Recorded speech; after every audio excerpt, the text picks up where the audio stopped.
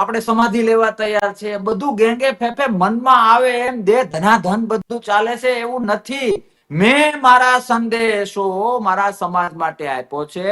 કોઈ પણ સમાજ, આ દુનિયાના કોઈ પણ સમાજમાં સમાજ તમને પ્રેમ કરતો હોય, સમાજના તમે હો અને તમે સમાજના હો, સમાજના પરસ્પર ઉપકારો હોય, તો કોઈ પણ વ્યક્તિને સમાજના શું કરે અનુભવને આધારે જે તે પરિસ્થિતિમાં સમાજે શું કરવું જોઈએ એવો સંદેશો આપવો એ દરેક વ્યક્તિનો ધર્મ છે. હા કે નહીં બેન? તમે પોતે શું માનો છો?